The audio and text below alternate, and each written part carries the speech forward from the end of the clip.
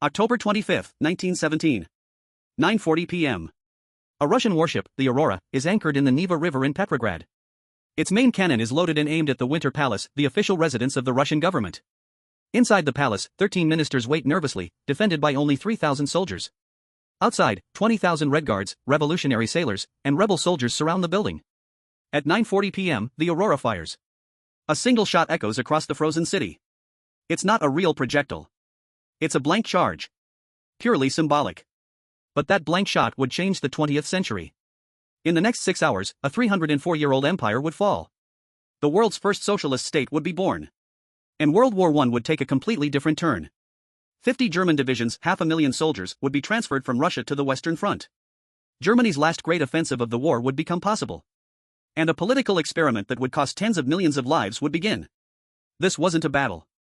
It was a nearly bloodless seizure of power. Only 5 to 10 people died that night in Petrograd. But the consequences would kill millions in the years to come.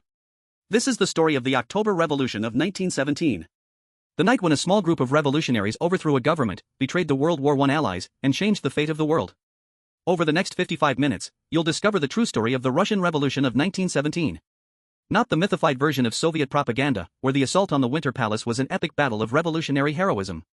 Not the simplified version from textbooks, where the Bolsheviks seized power in a single line. But the real, complex, and fascinating story of how it actually happened. You'll understand why the powerful Russian Empire collapsed after just 3 years of war. You'll meet the men who led the revolution: Lenin, Trotsky, Kerensky, their personalities, their tactics, their fatal mistakes. You'll discover how an ordinary soldier, Sergeant Kirpichnikov, fired the shot that literally killed Tsarism. How Lenin crossed wartime Germany in a SEAL train provided by the Germans themselves. How Trotsky meticulously organized the seizure of power while the government watched, paralyzed. You'll see how the October Revolution happened with almost no violence in Petrograd, just a handful of dead, but then triggered a civil war that would kill 10 million people. And you'll understand the massive geopolitical impact, how Russia's exit allowed Germany its last chance at victory. How 50 German divisions were transferred west. How this nearly changed the outcome of World War I. This is the complete story. Every phase. Every crucial decision. Every moment that could have changed everything. Let's start at the beginning. Not in October 1917, but 3 years earlier, when Russia entered the war that would destroy it. August 1914. World War I begins. The Russian Empire mobilizes one of the largest armies in human history. Over 5 million men are called up in the first months. Urban populations cheer, believing in a quick and glorious war. Tsar Nicholas II, autocratic emperor of Russia, commands an empire of over 170 million people, stretching from Poland to the Pacific Ocean. On paper, Russia is one of 5 great European powers, allied with France and Britain against the Central Powers: Germany, Austria-Hungary, Ottoman Turkey. But behind the facade of power, the Russian Empire is rotten. The economy is backward, still essentially agricultural, while rivals are industrialized. The political system is an obsolete autocracy where the Tsar rules by divine right, without real parliament or constitution. The population is mostly illiterate, peasants living in medieval poverty. And Nicholas II is, frankly, incompetent. He's not a cruel monster. In fact, he's described by contemporaries as kind, loving to his family, even shy. But he's weak, indecisive, and deeply committed to an autocracy that the modern world has made impossible. The war destroys Russia immediately. Just 1 month after it began, in August-September 1914, the Russian Imperial Army is crushed at the Battle of Tannenberg in East Prussia. 120,000 Russian soldiers are killed, wounded, or captured. The Russian commander, General Samsonov, commits suicide after the defeat. It's only the beginning. In 1915 comes the Great Retreat. Austro-German forces crush the Russian lines. Poland, Lithuania, and parts of Latvia are lost. Russian soldiers often fight without sufficient ammunition. Some regiments have only 1 rifle for every 2 or 3 men. Survivors are instructed to take weapons from dead comrades. Russian industrial production cannot keep up with the demands of modern war. The railways are inadequate to transport supplies. Soldiers in the trenches starve while supply trains freeze on the tracks. In 3 years, 1914 to 1917, Russia suffers approximately 8 to 9 million military casualties. 1,700,000 dead. 4 to 5 million wounded. 2.5 million prisoners or missing. That's more casualties than the entire population of some European countries. In the trenches, conditions are subhuman. Russian soldiers live in muddy holes, often flooded up to their waists. Rations are moldy black bread and watery cabbage soup. Many don't have proper uniforms, some literally fight in rags. Lice and rats are omnipresent. Diseases like typhus kill as much as combat. Trench foot, a condition where feet rot inside constantly wet boots, is endemic. The soldiers are mostly illiterate peasants, forcibly conscripted, who don't understand why they're fighting. Many had never left their villages before the war. Now they're dying by the thousands for objectives no one can clearly explain. And the distance between aristocratic officers and peasant soldiers is a chasm. Officers treat the men with contempt, sleep in relatively comfortable quarters, while common soldiers spend weeks in the trenches without rest. Morale is collapsing. Meanwhile, in the cities, the situation is equally desperate. Petrograd, the capital, faces starvation. The railways have collapsed. Trains loaded with grain freeze on the tracks while the population starves. Bread lines stretch for miles. Women wait hours in brutal cold, only to be told there's no more bread. Inflation soars. Between 1914 and 1917, prices increase 400 to 700%, while wages stagnate. Workers see their families literally starving while working 12, 14 hours a day in munitions factories. In rural villages, peasants hear rumors that aristocrats are dividing land among themselves while the men are at the front. And ruling over this catastrophe is Tsar Nicholas II, who in September 1915 personally assumed command of the army. A disastrous decision. He abandoned the capital, leaving the government in the hands of Tsarina Alexandra and her advisor Grigory Rasputin. Rasputin, a Siberian peasant mystic, had won the imperial family's trust by appearing to alleviate the hemophilia episodes of the heir, Tsarevich Alexei. Between 1915 and 1916, Rasputin and Alexandra effectively controlled the government, firing competent ministers and appointing incompetent loyalists. Rumors circulate, largely unfounded, but widely believed, that Rasputin and Alexandra are German agents. The monarchy's reputation is destroyed. In December 1916, Russian aristocrats assassinate Rasputin, hoping to save the monarchy. It's too late. In the winter of 1917, the Russian Empire is a powder keg waiting for a spark. The spark would come in March. March 8, 1917. International Women's Day. Textile workers from the Putilov factory in Petrograd take to the streets. We want bread. Down with autocracy. Down with the war, they shout in the freezing cold. What begins as a demonstration of about 90,000 workers grows exponentially. The next day, 200,000 people fill the streets. Munitions factories, essential to the war effort, fall silent. The capital is paralyzed. The government sends Cossacks, traditionally loyal to the Tsar, to disperse the protesters. But something unprecedented happens. The Cossacks refuse to attack. In some cases, they wave their caps to the protesters in solidarity. A Cossack officer who tries to force his squadron to charge is killed by his own men. March 12, night. In the barracks of the Volinsky regiment, the soldiers are tormented. That morning, they had received orders to fire on protesters. They did. 40 civilians dead on Nevsky Avenue. Now, many weep openly. Sergeant Timofey Kirpichnikov stands. His hands tremble, but his voice is firm. Comrades, I cannot do this again. I will not shoot at workers and their children. They are our people. We are our people. I'd rather die. A heavy silence. Then, others begin to agree. He's right. We won't. Enough blood. The next morning, when Captain Lashkovich tries to restore order, Kirpichnikov shoots him. That shot changes everything. Within hours, the entire Volinsky regiment, 2,500 soldiers, mutinies. They march to other barracks, calling other regiments to join. Regiment after regiment refuses to obey orders. By 1 p.m., 25,000 soldiers march through the streets. By afternoon, 66,000. By evening, approximately 170,000 soldiers of the Petrograd garrison have joined the revolution. Arsenals are looted. 40,000 rifles are distributed to workers. The Peter and Paul fortress, symbol of Tsarist power, is taken without resistance. Political prisoners are freed to applause. The Russian Empire, which had existed for 304 years, simply collapses in 48 hours. March 15. A train car in Pskov. Tsar Nicholas II receives devastating news. His own generals, including the commander-in-chief, recommend abdication. Without an army to defend him, isolated and in shock, Nicholas signs the document at 3:05 p.m. I abdicate the throne of the Russian Empire and renounce supreme power.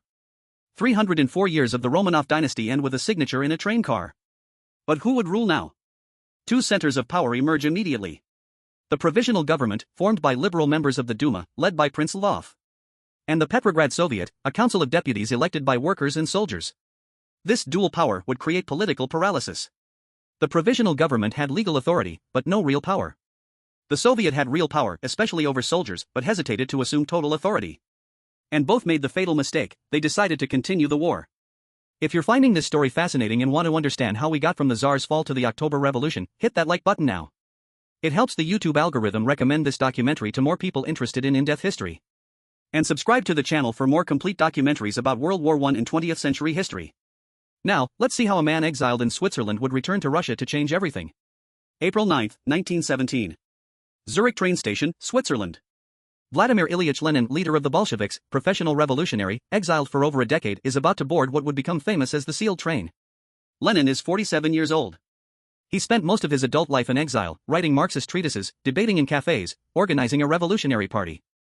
Now, finally, there's a real revolution happening in his homeland. And he's trapped in neutral Switzerland, surrounded by countries at war. But the Germans have a plan. The German government, in one of history's most cynical political gambits, decides to facilitate the return of Russian revolutionaries to Russia.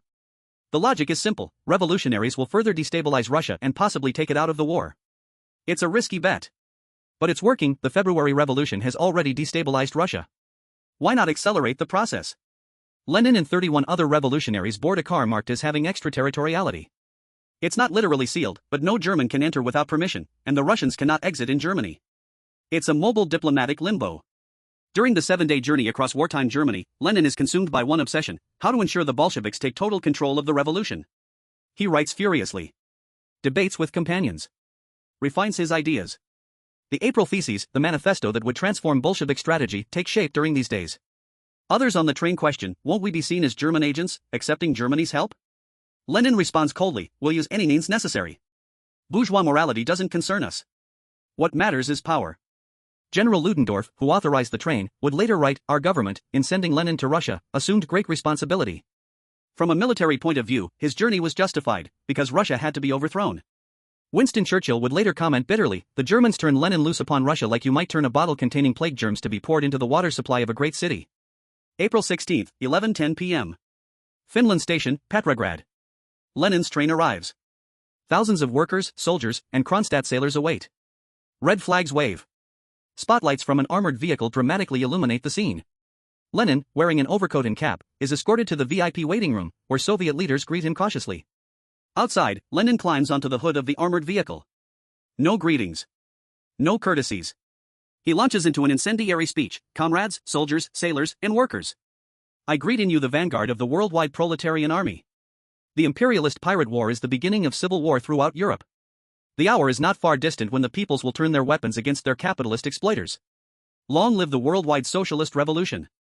The speech shocks even Bolsheviks. Lenin is going far beyond the moderate socialist consensus. In the following days, he elaborates his April Theses: 1. Immediate end to the war. 2. No support for the provisional government. 3. All power to the Soviets. 4. Confiscation of aristocratic lands. 5. Banks under Soviet control. Many veteran Bolsheviks consider the theses delusional. But Lenin perseveres. And gradually, the party aligns with his radical vision. The war within the revolution had begun. Alexander Kerensky emerges as the dominant figure of the provisional government. At 36, he's a charismatic orator who believes he can restore the army's effectiveness through rhetoric and patriotic fervor. In May 1917, he becomes Minister of War. He travels to the front, making emotional speeches: comrades, our mother is in danger. Will you let the revolution perish? But words cannot mask reality. The soldiers are exhausted, poorly equipped, and see no reason to continue fighting. Desertion increases daily. In May, about 20,000 men per day abandon the front. Worse still, the soldiers now have soldiers' committees that vote on whether to obey orders. Traditional military discipline is dead. July 1, 1917. The Kerensky offensive begins. Pressured by the Allies, France and Britain want to keep the Eastern Front active. Kerensky launches a new offensive against Austro-Hungarian lines in Galicia. The first days bring deceptive successes. Some elite divisions actually fight. The Russian press proclaims great victory. But reality is different. Only volunteer elite units advance. Most regiments simply refuse to leave the trenches. When officers order advances, soldiers' committees hold votes. In most cases, they vote no. A soldier writes in his diary, the committee voted to retreat to more defensible positions. That means run. I left my pack and ran with the others. Absolute shame. But I'd rather live in shame than die for nothing in this damned war. On July 19, Germany counterattacks. German artillery, precise, concentrated, devastating, pulverizes Russian positions. When German infantry advances, they encounter minimal resistance. What follows is not an orderly retreat, but chaotic rout. Entire regiments simply flee. Soldiers abandon weapons, equipment, even uniforms. The Germans advance 240 kilometers in 2 weeks. An impressive movement by trench warfare standards. The casualties are devastating. 60,000 Russian soldiers killed, wounded, or captured. But the psychological casualties are worse. A nurse witnesses, the wounded arrived in waves. Not from heroic combat, but from panic. Men crushed by fleeing crowds, trampled by horses. A young soldier, no more than 19, cried uncontrollably. "We shot our officer," he confessed. "He ordered us to stay. We couldn't. So we shot him." The Kerensky offensive definitively proves that the Russian army is incapable of fighting. Desertions skyrocket. 170,000 men desert in July. That number will increase to 2 million by fall. And the provisional government's final credibility is destroyed. If they can neither conduct the war nor make peace, what good are they? The Bolsheviks, who since April have been saying immediate peace, gain massive support. August 1917. General Lavr Kornilov, commander-in-chief of the Russian army, decides to act. He's a career military man who escaped from Austro-Hungarian captivity in 1916, becoming a national hero. A fierce conservative, he despises dual power and the soldiers' committee system. Kornilov believes only iron military discipline can save Russia. And that means crushing the Soviets, restoring officers' authority, and possibly establishing a military dictatorship. On August 27, he moves troops toward Petrograd. The 3rd Cavalry Corps, 12,000 Cossacks, begins marching on the capital. The official objective is to restore order. The real objective is to overthrow the provisional government and crush the Bolsheviks. Whether Kerensky and Kornilov were initially coordinated is controversial. But when Kerensky realizes Kornilov also intends to sideline him, he dismisses the general by telegram. Kornilov refuses to recognize the dismissal. Russia now has 2 rival commanders-in-chief. Desperate, Kerensky appeals to the Petrograd Soviet. And something extraordinary happens. The Bolsheviks, who had been persecuted after demonstrations in July, are released from prison and armed. The Military Revolutionary Committee coordinates the resistance. And the resistance is brilliant. Railway workers destroy tracks, divert trains, remove locomotives. Kornilov's troops are stuck, unable to advance. Bolshevik agitators infiltrate the troops, distributing leaflets. "Soldiers, you're being used against the revolution. Your brothers are in Petrograd. Don't advance." Delegations of revolutionary soldiers visit the Cossacks, appealing to class solidarity. The famous Savage Division, Muslims from the Caucasus, is convinced by Muslim clerics not to advance. The coup collapses without a single shot being fired in Petrograd. Kornilov's troops simply dissolve, refusing to advance. General Krymov, commander of the forces, meets with Kerensky and, after the meeting, commits suicide by shooting himself in the heart. The consequences of the Kornilov affair are monumental. First, the provisional government's credibility is destroyed. Kerensky appears both weak and complicit. Second, the Bolsheviks are rehabilitated and armed. Having saved the revolution, their prestige soars. 30 to 40,000 workers are now armed as Red Guards. Third, the Bolsheviks win majorities in the Petrograd and Moscow Soviets for the first time. On August 31, the Bolsheviks gain a majority in the Petrograd Soviet. Leon Trotsky becomes president. On September 5, they win Moscow. The path to seizing power is open. September-October 1917. Lenin is hiding in Finland, a fugitive since the July demonstrations. But he bombards the Bolshevik Central Committee with insistent letters. "History will not forgive us if we don't seize power now. Better that 90% of the Bolsheviks be killed than we not take power. The moment is here. To hesitate is treason." Many Bolshevik leaders are cautious. Zinoviev and Kamenev fear a premature uprising. They even publish an article denouncing the insurrection plans as irresponsible adventurism. But Lenin is relentless. And Leon Trotsky, president of the Petrograd Soviet, is convinced. Trotsky transforms the Petrograd Soviet into an instrument of insurrection. On October 22, the Military Revolutionary Committee is officially formed. Officially, it's to defend Petrograd against possible German attack. In reality, it's the general staff of the Bolshevik Revolution. Trotsky places Bolshevik commissars in all military units of Petrograd, in arsenals, in strategic facilities. He maps every nerve center of the city, railway stations, bridges over the Neva, telephone exchange, power plant, banks, arsenals, and, finally, the Winter Palace. The timing is chosen to coincide with the Second All-Russian Congress of Soviets, scheduled for November 7. The plan is simple: take control of Petrograd immediately before the Congress, then present the seizure of power as a fait accompli that the Congress would simply ratify. It wouldn't be a coup against Soviet democracy, but its realization, all power to the Soviets, made real. October 24, eve of the insurrection. Lenin, unable to wait any longer, secretly returns to Petrograd. He's disguised, he's shaved his distinctive beard and wears a wig. A guard almost prevents him from entering Smolny, not recognizing the revolution's leader without his beard. At Smolny, tension is palpable. Many Bolshevik leaders still hesitate. But Trotsky has prepared meticulously. The orders are ready. The commissars are positioned. In the afternoon, Kerensky finally perceives the imminent danger. He orders the closure of Bolshevik newspapers and calls for loyal troops. But it's too late. The attempt to suppress the Bolsheviks only precipitates action. The revolution begins. Night of October 24 to 25, 1917. While most Petrograd citizens sleep, the revolution happens in silence. The insurrection isn't a dramatic battle. It's a methodical, almost silent occupation. Small detachments of Red Guards, Kronstadt sailors, and sympathetic soldiers occupy key points of the city. 2 a.m., a detachment of 30 sailors occupies the power plant. No resistance. The watchman simply hands over the keys when shown authorization from the Military Revolutionary Committee. 3 a.m., the telephone exchange is occupied by 25 Red Guards. The telephone operators initially continue working normally, not realizing a revolution is underway. 5 a.m., railway stations are occupied, Finland Station, Baltic Station, Moscow Station. Bridges over the Neva are taken. Controlling the bridges means controlling movement between the northern industrial part and the governmental center. 7 a.m., the State Bank is occupied. The director protests formally. He's ignored. Nowhere is there significant resistance. Morning of October 25th, the Petrograd citizens wake up not knowing a revolution occurred during the night. Trams run normally. Bakeries open. Workers go to factories. Only the presence of armed patrols of Red Guards and sailors indicates something has changed.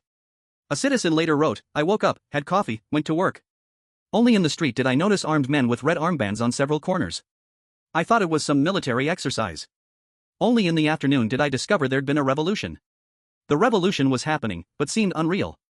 There were no burning barricades. No street battles. It was almost boring. At the Winter Palace, Kerensky desperately tries to rally loyal troops. He phones unit after unit of the Petrograd garrison. The responses are devastating. "Our unit has declared neutrality. We recognize only orders from the Soviet." The soldiers voted not to intervene. Only about 3,000 defenders remain, military academy cadets, a Cossack battalion, and the Women's Death Battalion, about 200 women soldiers led by Maria Bochkareva. At 10 a.m., Kerensky makes a decision. He puts on an overcoat, dark glasses, and flees the Winter Palace in a car borrowed from the American embassy. He's going to look for loyal troops outside the capital. He will never return to Petrograd. At Smolny Institute Bolshevik headquarters, Lenin is euphoric but impatient. At 2:35 p.m., he drafts his historic proclamation to the citizens of Russia. The provisional government has been deposed. State power has passed into the hands of the organ of the Petrograd Soviet of Workers' and Soldiers' Deputies, the Military Revolutionary Committee. But there's a problem. The provisional government technically still exists, entrenched in the Winter Palace. For Lenin's proclamation to be true, the palace needs to be taken before the Second Congress of Soviets meets at 10 p.m. Trotsky coordinates the final siege. 20,000 men surround the palace. 3,000 defend. The outcome is inevitable. But Lenin wants it done before the Congress. The pressure mounts. Afternoon of October 25th. The Winter Palace is surrounded by overwhelmingly superior forces. 20,000 against 3,000. And the 3,000 are demoralized and abandoned. During the afternoon, the defenders simply begin to desert. The Cossack battalion leaves at 6 p.m., declaring it won't fight to save Kerensky. Cadets slip out in small groups, returning to their homes. At 6 p.m., the Bolsheviks begin artillery preparation. In reality, largely symbolic shots. The Peter and Paul fortress fires some cannon shots. Most completely miss the palace. One shell damages a cornice. That's it. At 9:40 p.m., the moment dramatized by Soviet propaganda for decades happens. The cruiser Aurora fires a shot. But here's the truth the propaganda omitted: it was a blank charge. There was no projectile. It was purely symbolic, a signal for the final assault to begin. The shot that started the revolution was a blank. The assault on the palace is chaotic, hesitant, and bizarre. Later Soviet propaganda, especially Eisenstein's 1928 film October, would portray an epic battle with heroic revolutionary masses storming fiercely defended barricades. Reality was far less heroic. Small groups of Red Guards and sailors push gates, find unguarded entrances, wander through the enormous corridors. The palace has 1,500 rooms. Many get lost. A sailor would later testify, "We entered expecting fierce battle. We found empty corridors, open doors, spilled wine. Some comrades started looting cellars. I had to fire a warning shot to keep them focused. Others stopped to drink from the famous imperial wine cellars." Trotsky would later have to order the cellars destroyed to stop mass drunkenness. 2:10 a.m. on October 26, Vladimir Antonovchenko, thin, wearing pince-nez, looking more like an intellectual than a warrior, finally finds the ministers of the provisional government. They're gathered in the Malachite dining room, awaiting their fate. 13 ministers, abandoned, exhausted, defeated. Antonovchenko, dramatically pointing his rifle, declares, "In the name of the Military Revolutionary Committee, I declare you all under arrest." The ministers surrender without resistance. Not a shot is fired. There's no final heroic resistance. Just weary resignation. The provisional government of Russia, which had ruled for 8 months since the Tsar's fall, ceases to exist. Not with a bang, but with a whimper. Casualties from the Battle of the Winter Palace: 5 to 10 dead, about 50 wounded. Most casualties were accidents, not combat. Maria Botchkareva, commander of the women's battalion, would later write bitterly, "Our 200 women were left to defend the palace while the men fled. Cowardly cadets, cowardly Cossacks. When the sailors invaded, some of my girls still wanted to fight. No, I said. We won't die for men who abandoned us. We surrendered." The October Revolution was complete. 304 years of the Romanov dynasty, 8 months of democratic provisional government, all had ended. And something new had begun. Something that would change the 20th century. Lenin's first action in power is to seek peace. Immediately. On December 15, 1917, an armistice is signed with the Central Powers. Peace negotiations begin in Brest-Litovsk. Trotsky, leading the Russian delegation, employs a bizarre tactic. He drags out negotiations indefinitely, hoping socialist revolutions will break out in Germany. He makes long ideological speeches, proposes impossible terms. On February 10, 1918, Trotsky makes a stunning declaration: neither war nor peace. Russia unilaterally exits the war but won't sign your humiliating treaty. It's a bold bluff. And it fails spectacularly. On February 18, Germany launches Operation Faustschlag, Fist Punch. German troops simply advance by train, encountering zero resistance. The Russian army, already in total disintegration, evaporates. In 1 week, the Germans advance 240 kilometers. Lenin panics, accept the terms immediately. March 3, 1918. The Treaty of Brest-Litovsk is signed. The terms are devastating. Russia loses Poland, Finland, the Baltic states, Ukraine, parts of Belarus and the Caucasus. 750,000 square kilometers.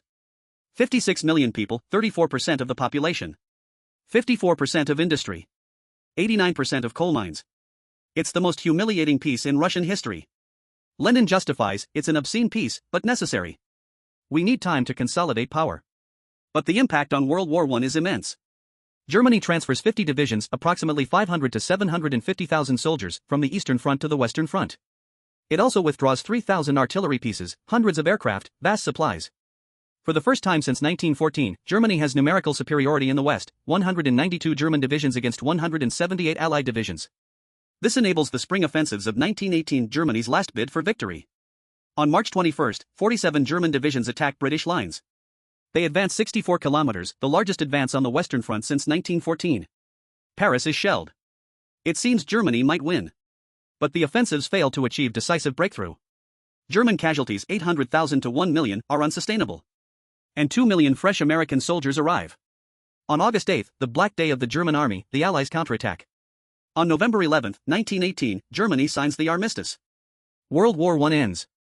And ironically, the Treaty of Brest-Litovsk is annulled. Lenin's obscene peace lasted only 8 months. How did the Bolsheviks, a relatively small party, overthrow a government in a matter of hours with minimal casualties? 3 years of industrial slaughter caused total social collapse. 8 to 9 million military casualties. 400 to 700% inflation. Urban starvation. Mass desertions. No regime could survive this. The Tsar fell not because revolutionaries were strong, but because the regime was dead inside. Lenin understood that complex slogans don't move masses. The Bolsheviks offered exactly what soldiers, workers, and peasants desperately wanted: peace, immediate end to the war. Bread, food for starving cities. Land, redistribution of aristocratic lands. While the provisional government offered speeches about parliamentary democracy and continuing the war, the Bolsheviks offered simple, immediate solutions. Order No. 1, issued by the Soviet in March 1917, democratized the army but also destroyed it as a fighting force. Soldiers voted on whether to obey orders. The Bolsheviks systematically placed commissars in these committees. By October, most military units in Petrograd had Bolshevik commissars. Result: when the Military Revolutionary Committee issued orders, they were obeyed. When Kerensky issued orders, they were ignored. The seizure of power wasn't a chaotic assault. It was a methodical occupation based on modern understanding of how societies function. First, communications, telephone, telegraph, controls information. Second, transport, stations, bridges, controls movement. Third, resources, banks, electricity, controls economy. Fourth, symbols, Winter Palace, controls legitimacy. This sequence ensured real control before the final symbol. Lenin chose the exact moment, eve of the Second Congress of Soviets. Presenting the seizure of power as a fait accompli that the Congress would ratify was brilliant. It wasn't a coup against Soviet democracy, but its realization. Other socialist parties couldn't legitimately oppose it without contradicting all power to the Soviets. Kerensky made error after error, continuing the unpopular war, launching the Kerensky offensive, appointing Kornilov, hesitating to suppress Bolsheviks until too late. Each error increased Bolshevik support. 10 to 15,000 organized and disciplined Red Guards defeated millions of disorganized and confused people. Organization and purpose beat numbers. This is the lesson 20th century revolutionaries, from Mao to Castro, would learn and apply. Here are surprising facts most people don't know about the October Revolution. The October Revolution of 1917 wasn't just a Russian event. It was the event that most shaped the 20th century.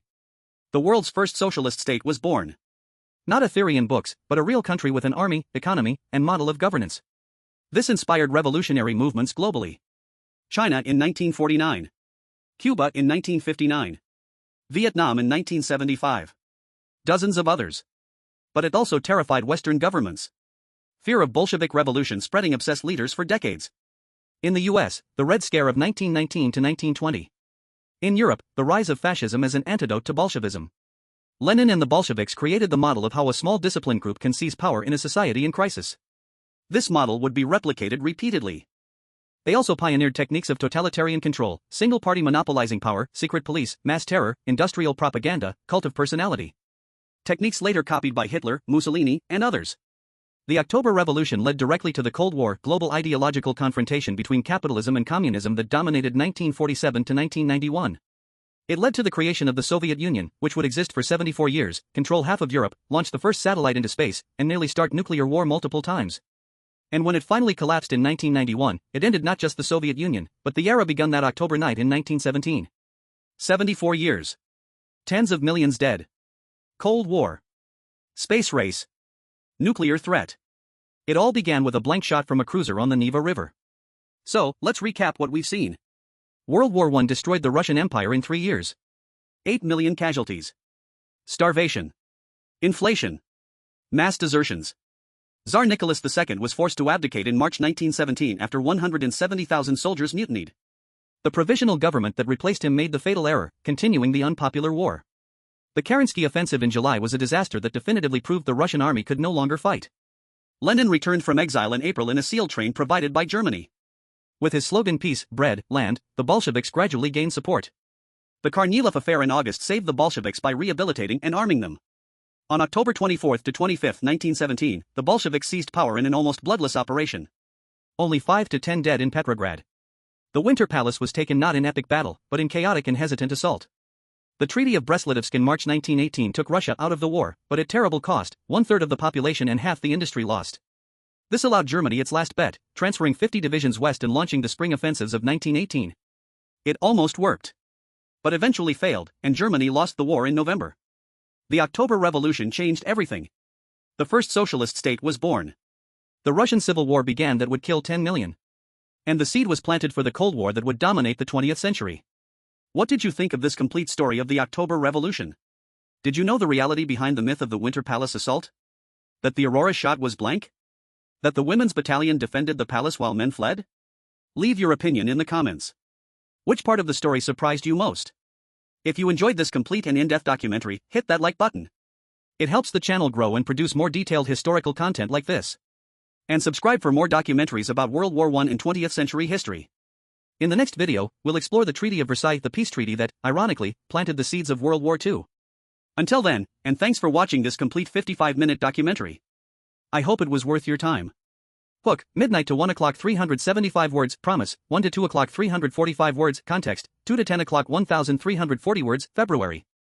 Revolution, 10 to 1300 hours 675 words, CTA number 1, 13 to 1330 75 words, Lenin, 1330 to 1800 hours 940 words, Fateful Summer, 1800 hours to 2400 hours 815 words, Kornilov, 24 to 00-28 to 00 645 words, Preparations, 28 to 00-32 to 00 515 words, Night of Revolution, 32 to 00-40 to 00 875 words, Assault, 40 to 00-45 to 00 775 words, Consequences, 45 to 00-48 to 00 515 words, Analysis, 48 to 00-53 to 00 675 words, Facts, 53 to 00-56 to 00 415 words, Legacy, 56 to 00-58 to 00 375 words, Conclusion, 58 to 00-60 to 00 290 words 1. Palbread, direct translation, no cultural adaptation needed, 2. Viruo Jogo changed everything, more natural in English, 3. Dates, maintained Julian calendar dates with Gregorian equivalent, 4. Camaradas comrades, standard translation, 5. Measurements, kept metric system, international standard, Petrograd, Phtrograd, Lenin, not Lenin, Trotsky, Kerensky, Khryansky, Karnilov, Kornilov, Brest-Litovsk, Brest-Litovsk. Title includes complete documentary for search visibility, duration in title, 55 minutes. Attracts documentary viewers, tags prioritize English search terms, Russian Revolution documentary, October Revolution history, Lenin documentary, description front loads keywords. October Revolution 1917 complete documentary.